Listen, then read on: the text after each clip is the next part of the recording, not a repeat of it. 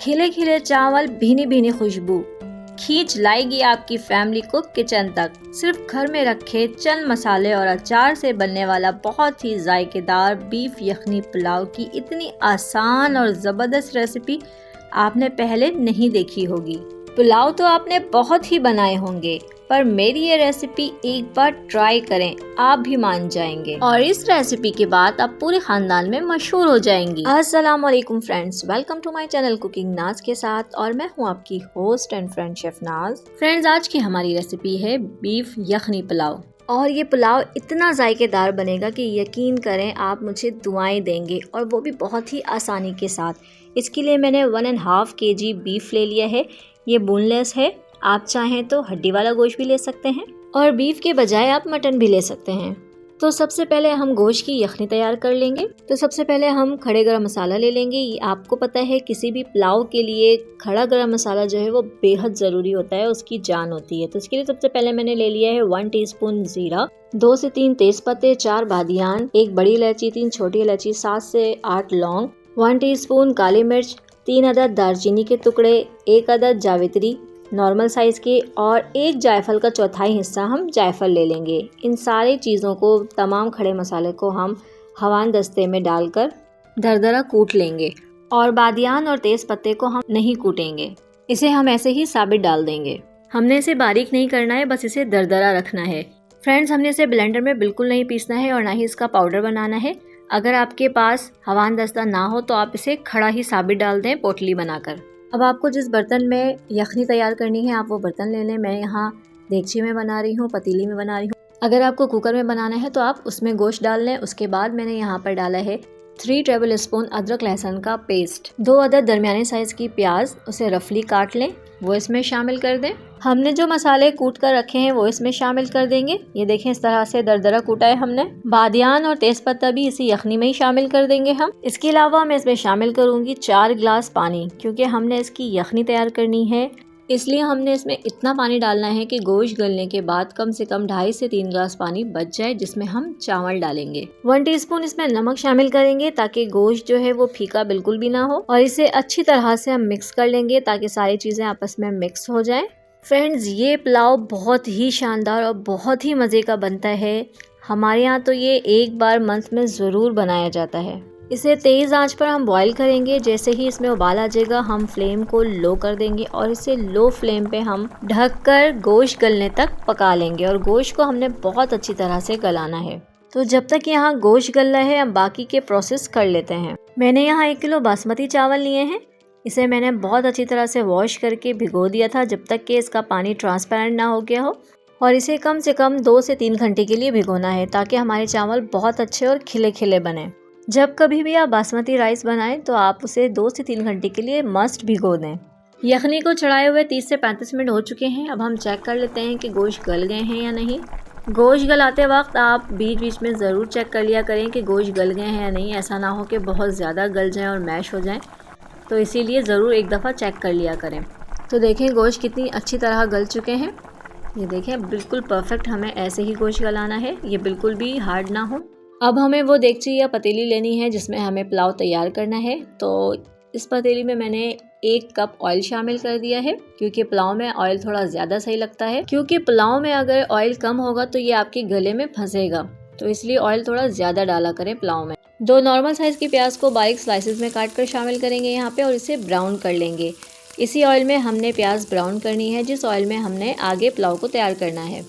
Friends, ये brown प्याज जो है पुलाव की जान होती है, तो उसको बहुत अच्छे हमने ब्राउन करनी है। बहुत ज़्यादा डार्क भी नहीं, कड़वी हो जाएगी प्याज, और बहुत ज़्यादा लाइट भी नहीं रखनी है, सफ़ेद सफ़ेद सी हल्की सी, वरना प्याज जो है वो क्रिस्पी नहीं होगी। तो हमने प्याज को खूबसूरत गोल्डन ब्राउन करनी है। ये देखें कितना प्यारा सा कलर आया है। अब हम इसे निकाल लेंगे। इसे ज़्यादा ब्राउन करेंगे तो प्याज जल जाएगी, और प्याज को एक बड़ी सी प्लेट में हम फैला के रख देंगे ताकि ये अच्छी तरह से ड्राई हो जाए। अब इसी ऑयल में हम शामिल करेंगे 4 अदद टमाटर। इसे मैंने इस तरह से स्लाइसेस में काट लिया है। इसे हम ऑयल में थोड़ा सा फ्राई कर लेंगे।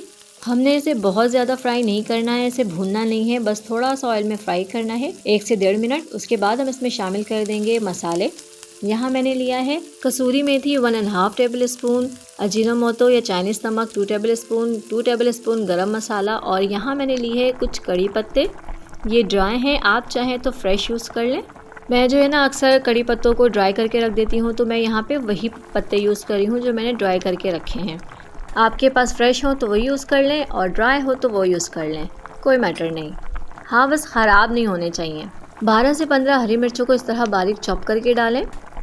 इसका पेस्ट नहीं बनाना है, आपने इस तरह से चॉप करके ही डालना है, क्योंकि अगर आप इसका पेस्ट बना देंगे ना तो उसका टेस्ट बिल्कुल डिफरेंट हो जाएगा। तो इन सारी चीज़ों को डालने के बाद हम ऑयल में बहुत अच्छी तरह से इसे भून लेंगे। फ्रेंड्स, ये पुलाव बहुत आसानी से, बहुत जल्दी और बहुत ही मज़ेदार बनता है। आप एक बार मेरे कहने पे से ज़रूर ट्राई करके देखें, फिर देखें आपको ये कितना पसंद आता है। मैं आपको यखनी पुलाव की एक बहुत ही ऑथेंटिक रेसिपी दे रही हूँ। इन मसालों को अच्छी तरह से भूनने के बाद हम इसमें शामिल कर देंगे गोश्त, जिसकी हमने यखनी तैयार करके रखी है। हमने सिर्फ उसमें से गोश्त निकालकर इस मसाले में डालना है और इसे भी मसाले के साथ अच्छी तरह से भून लेना है। अभी हम इसमें यखनी शामिल नहीं करेंगे, बस हमने गोश्त डालना है और इसे भूनना है बाकी मसालों के साथ। मज़ीद इसमें शामिल करेंगे आलू बुखारे। 6 से 7 अदद मैंने इसमें आलू बुखारे शामिल किए हैं। इसे मैंने थोड़ा सा भिगो दिया था ताकि सॉफ्ट हो जाए।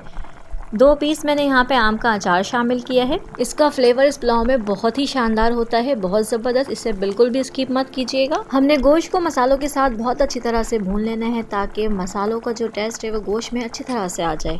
उसके बाद हम इसमें शामिल कर देंगे यखनी। अच्छा, मेरी वो बहनें जो इनिशियली ये पुलाव बना रही हैं और उन्हें यखनी पुलाव बनाने में प्रॉब्लम होती है, उनसे चावल जो है वो बहुत नरम हो जाते हैं, यानी गीले गीले से हो जाते हैं, तो उन्हें जो है चाहिए कि वो बिल्कुल भी परेशान ना हो। वो पहले से पानी बॉईल करके रख लें अपने पास, और यखनी जो है वो बहुत जितनी कम से कम बनाना चाहें वो बना लें, आधा ग्लास या 1 कप जो भी, वो उसमें शामिल कर दें। उसके बाद वो बॉयल पानी अपने पास पहले से करके रख लें। जैसे ही हम इसमें चावल डालें, वो उस चावल के हिसाब से इसमें पानी शामिल कर दें। इतना पानी शामिल कर दें कि चावल तक महदूद रहे, चावल से ज़्यादा ऊपर ना आए। इस तरह से आप जब भी पुलाव बनाएंगे तो आपके चावल कभी भी नरम नहीं पड़ेंगे, कभी भी ख़राब नहीं होंगे। तो आप इस तरह भी बना सकते हैं। चावल में मैंने 2 टीस्पून नमक शामिल किया है, थोड़े से पुदीना शामिल करूँगी। आप चाहें तो इसे काट कर भी डाल सकते हैं। यहाँ पर हरा धनिया बिल्कुल नहीं डालना है, पुलाव में हरा धनिया का कोई काम नहीं है।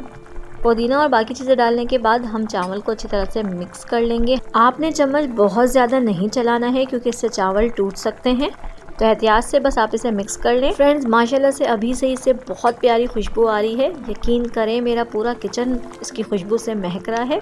मीडियम फ्लेम पे इसको पकते हुए 5 मिनट हो चुके हैं। अब इसमें हम शामिल कर देंगे दही। दही मैंने यहाँ पे 1/3 कप ली है। उसे अच्छी तरह से फेंट कर फिर मैंने इसमें शामिल की है। दही को चावलों में अच्छी तरह से मिक्स कर लेंगे। हमने दही को सिर्फ गोश्त में नहीं डालनी है, जब हम चावल डाल देंगे उस चावल में हमने दही को डालनी है। इसका टेस्ट और इसका जो जायका है वो बहुत डिफरेंट आएगा।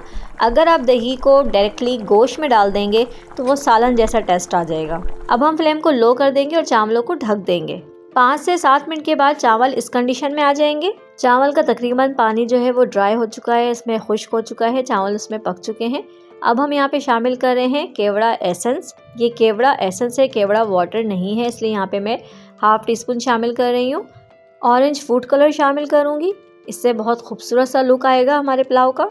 इसके अलावा जो प्याज हमने ब्राउन करके रखी थी वो इसमें हम शामिल कर देंगे। अच्छी तरह से पूरे चावलों में फैला कर डालेंगे हम ये प्याज। बहुत ही प्यारी खुशबू आती है इन ब्राउन प्याज की पुलाव में से। अब हम इसे ढक देंगे और ढक कर दम वाले फ्लेम पे हम इसे 15 मिनट के लिए दम देंगे। अगर आपके पास कोई भारी चीज़ है तो उसके ऊपर इस तरह से रख दें ताकि स्टीम जो है वो बाहर ना आए। 15 मिनट हो चुके हैं। पूरे 15 मिनट के बाद मैं ये ढक्कन हटाऊंगी और देखें इसमें से बहुत स्टीम निकलेगा। ये स्टीम ही चावल को अच्छी तरह से पकाते हैं, इनको गलने में मदद देते हैं। तो देखें, मैं आपको चेक कराऊं कि चावल कितनी अच्छी तरह से गल चुके हैं, ये देखें। और माशाल्लाह से बहुत ही बेहतरीन खुशबू आ रही है, बहुत ही ज़बरदस्त। आपने देखा, हमने सिर्फ बेसिक मसालों से इतना मज़ेदार पुलाव बनाकर तैयार कर लिया है। बहुत ही बेहतरीन, बहुत ही शानदार। चावल अच्छी तरह से गल भी चुके हैं और इसका एक एक दाना अलग अलग है, ये देखें। बहुत ही बेहतरीन चावल तैयार हुए हैं, इसका एक एक दाना अलग अलग है। पुलाव तैयार है, तो अब हम इसे डिश आउट कर लेते हैं।